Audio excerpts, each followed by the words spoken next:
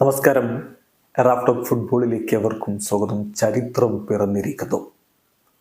എസ്റ്റാഡിയോ do ബെൻഫിക്കയിൽ വെച്ച് നടന്ന UEFA Nations league മത്സരത്തിൽ പോർച്ചുഗൽ ക്രൊയേഷ്യയെ നേരിടുന്നു. കളിയുടെ 34-ാമത്തെ മിനിറ്റിൽ മെൻഡസിന്റെ ക്രോസിൽ നിന്ന് ക്രിസ്ത്യാനോ റൊണാൾഡോ പന്ത് വലയിലേക്ക് എത്തിച്ചതോടുകൂടി ഫുട്ബോൾ ചരിത്രത്തിൽ ആദ്യമായിട്ട് 900 ഗോളുകൾ എന്ന കണക്കിലേക്ക് എത്തിയിരിക്കുന്നു ഒരു താരം. അതെ, സാക്ഷാൽ ക്രിസ്ത്യാനോ റൊണാൾഡോ. റെക്കോർഡിക്കലി 900 ഗോളുകളിലേക്ക് എത്തുന്ന ആദ്യ താരമാണ് അദ്ദേഹം.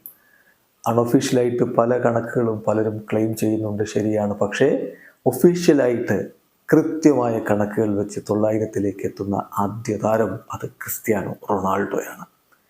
CR7 കൂടാതെ ഡിയേഗോ ഡാലോട്ട് ഗോളടിച്ചു. അദ്ദേഹം 2 വലയിലും പന്തെത്തിച്ചു. ഓൺ ഗോളും ഉണ്ടായിരുന്നു. ഏതായാലും 2-1 പോർച്ചുഗൽ ക്രൊയേഷ്യയെ തോൽപ്പിച്ചുകൊണ്ട് യുവേഫ നേഷൻസ് ലീഗിൽ അവരുടെ പ്രയാണം ആരംഭിച്ചിരിക്കുകയാണ്. പോർച്ചുഗലിൽ വെച്ച് നടന്ന മത്സരത്തിൽ അവരുടെ മുന്നേറ്റങ്ങൾ നയിച്ചുകൊണ്ട് ആദ്യ 11-ൽ ക്രിസ്ത്യാനോ റൊണാൾഡോ, അദ്ദേഹത്തോടൊപ്പം സൂപ്പർ താരങ്ങളെ തന്നെ കോച്ച് അണിനിരത്തി.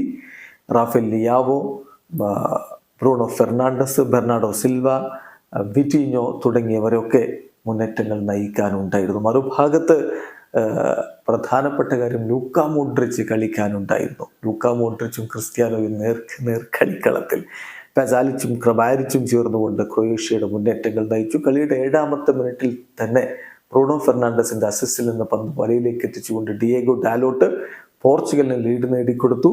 34-ാമത്തെ മിനിറ്റിലാണ് നമ്മൾ പറഞ്ഞ ആ അസുലഭ നിമിഷം നമ്മൾ കണ്ടത്. ഒരു താരം 900 ഗോളുകളിലേക്ക് എത്തുന്നു. CR7 ഗോൾ 34-ാമത്തെ മിനിറ്റിൽ. 41-ാമത്തെ മിനിറ്റിൽ ഡിയേഗോ ഡാലോട്ടിന്റെ ഓൺ ഗോളുമുണ്ട്. ഇടവേള സമയത്ത് തന്നെ സ്കോർ ലൈൻ 2-1 എന്ന രൂപത്തിലേക്ക് എത്തിയിരുന്നു.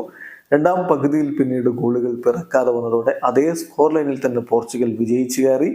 ലീഗ് എയുടെ ഗ്രൂപ്പ് 1-ൽ കളിച്ച ആദ്യ മത്സരം വിജയിച്ച് 3 പോയിന്റായി കഴിഞ്ഞു ഇപ്പോൾ പോർച്ചുഗലിന്. വീഡിയോ അവസാനിക്കുന്ന ഫുട്ബോൾ ലോകത്തെ കൂടുതൽ വിശേഷങ്ങളുമായി റാഫ്റ്റോക്സ് വീണ്ടും എത്താം.